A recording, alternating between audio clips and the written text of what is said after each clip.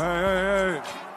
Alright, so if you've been keeping up with the NBA so far to start this regular season, and you're not absolutely terrified by the Miami Heat so far, then you need to be, because this team has been absolutely insane to open up the season. Not only are they tied at the top of the Eastern Conference with a 5-1 record, but they're sporting one of the best defenses that we've ever seen in league history. I also saw a stat that they're sporting the best net ratings since the 96 Bulls, which is just absolutely absurd. But on top of that as well, they also have the 4th best offensive rating in the league. So you can't even say that it's just a good defense with a bad offense, because the offense has been perfectly fine by itself anyway. But getting back to that net rating and margin of victory talk, their wins have also just been absurd. They've already taken down teams like the Nets and the Bucks, and their lowest win margin total was 13, which came against the Brooklyn Nets. Again, safe to say that the Heat have just been absolutely dominant. Now, even though the offense has been good, it all starts on the defensive side of the ball for this team. They formed such a good starting 5 between having Kyle Lowry, free agent addition, at the 1. They've got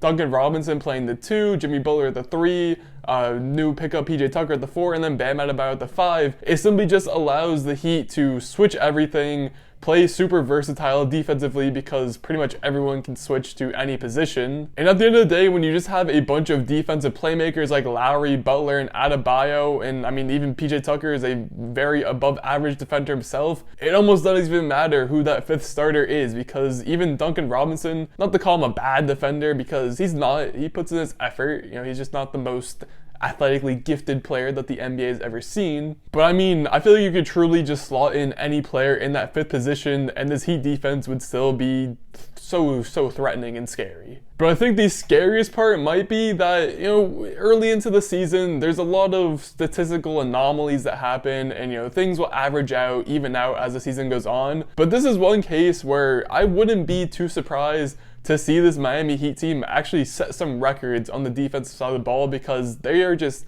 watching them play defense, it's quite literally poetic. Jimmy Butler has returned to his bubble run form of himself that we saw briefly, in that 2020 NBA Finals run that the Miami Heat had. But after an off season, he's right back at it, and again, performing like an MVP apparently, according to a lot of early MVP trackers. And I'll admit, I've never been the biggest Jimmy Butler fan, just because I've never really believed in his offensive game that much.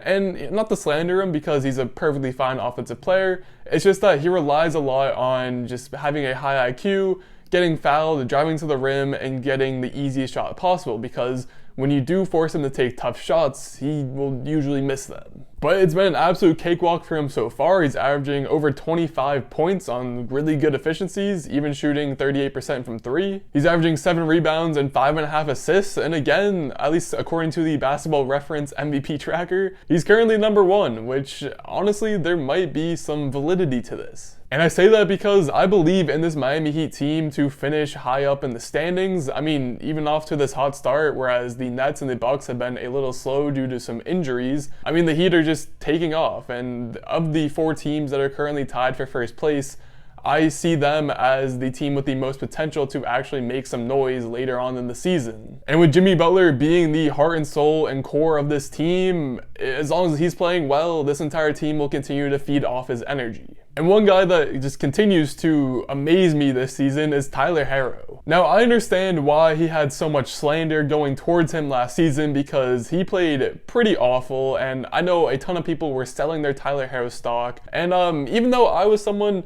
I was trying to buy as much as possible, not even I was expecting him to come out the gates this hot. He's literally been nothing short of a flamethrower to open the season so far. Because not only is Tyler Herro averaging over 22 points a night off the bench, which, quick side note, he seems like a lock for 6th man of the year already. But the crazy thing is that his efficiencies aren't even that, outrageous. He's shooting 45% from the field, a little under 40% from 3, and these are marks where I think he could definitely hover around for the full season, meaning that as long as he gets his shots up, he should continue to average, around 20 points a game, a little bit over that. But another underrated thing about what Tyler Herro has been doing this season is he's also averaging a career high in assists with 4.5 per game so far. And I bring this up because last season when he was struggling, it was kind of due to the fact that the Heat were trying to push him as the starting point guard with no Dragic. They didn't have Kyle Lowry during that season, obviously. So there was a big hole to fill, and Tyler Herro attempted to fill it, but obviously the rest of his play took a hit as a result. But now, since he's able to come off the bench again, he's able to lead that second unit, he's able to go be the scorer that he was born to be, but now it seems that he's taken his game to that next level, he's able to read the floor a bit more clearly,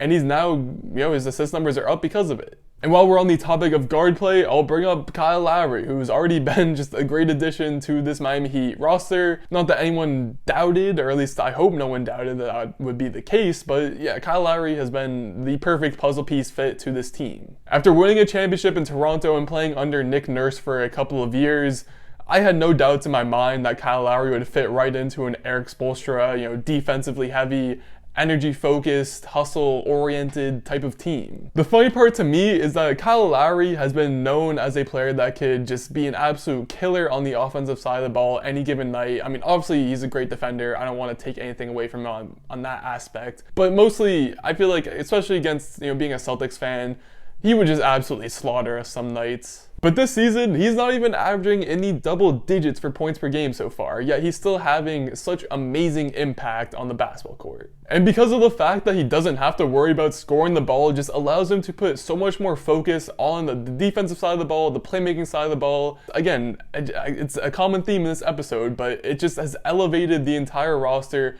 so much to have a point general like Kyle Lowry just be able to be a coach on the floor, and again, not even have to worry about shooting the ball. And obviously, we can't talk about the Heat without talking about Bam Adebayo, perennial depoy conversation guy who they've been, a lot of Heat fans at least that I'm aware of, that I follow, that I listen to, have always been complaining about how Bam Adebayo isn't aggressive enough, he doesn't take advantage of his size, of his body length, and all that good stuff. But it seems that this season he's really making an effort to show flashes of that, either on the offensive side of the ball by just dominating the paint, or on the defensive side of the ball by also just dominating the paint. Plus, not to keep on hyping up Kyle Lowry, but I'd imagine that having a point guard like Lowry on this team is also just helping make the game a whole lot easier for Adebayo as well. Now, I do have a few more points that I want to make on the Heat before closing out this video, so I'm going to go rapid fire pretty quickly here. Duncan Robinson's off to a bit of a slow start. He's only shooting 32% from 3 on about 9 attempts per game, so I mean, that in itself is just another factor that should scare fans of every other team in the league, because if Duncan Robinson can get back up to around 40% where around he should be, then that's just another wrench that this offense can throw at you, at your defense, and will just be super frustrating to watch. PJ Tucker looks like he's been an awesome addition so far, just because he's a hard-nosed defender. He hits threes from the corner, so he's not a total liability on offense. He's willing to throw his body in the paint at any offensive player that needs to be slowed down. And overall, just another quality addition to this Heat team. The entire bench, even when you remove Tyler Herro from that group, has been stellar, between Dwayne Dedmon just giving some solid backup center minutes. Max Strus is another just guy that I expect the ball to go in when he shoots threes. Markieff Morris is essentially just like a PJ Tucker light. Even Caleb Martin has been giving some very solid performances over the last couple of games that he's played in. But if I had to make one more point about this team, just to frighten every other fan base even more, is the fact that Victor Oladipo is still on this roster. He's still rehabbing right now, and although I don't think he's expected to be back anytime soon, I mean, say what you want about Victor Oladipo, but if he's able to just be another bench addition to this team and able to play with Tyler Herro and play off of Tyler Herro, then this team will literally just be hell for 48 minutes for whichever unlucky team has to face them. Overall, they remain with Eric Spoelstra as the head coach. I believe in him to be one of the best coaches in the league, and when you give him a roster that's as talented as the one he has this year, I think anything's possible. And honestly, this Miami Heat team, people are starting to believe in them and starting to see them as the team they are. And I truly do think that they can go toe-to-toe with any of the other teams in the NBA this year, and maybe even win a championship if the things, if enough things fall the right way for them. But all of that starts with Jimmy Butler, and if he's able to keep up this performance, at least the way he's been performing, then who knows, maybe even an MVP is in his sights. And if you've made it to this point in the video, then congratulations, you're a real one. Now, if you enjoyed this video, maybe think about hitting the subscribe button. Should be somewhere in this general direction. Or if you're not sure yet, maybe check out another video which should be in this general direction. Either way, thank you for watching.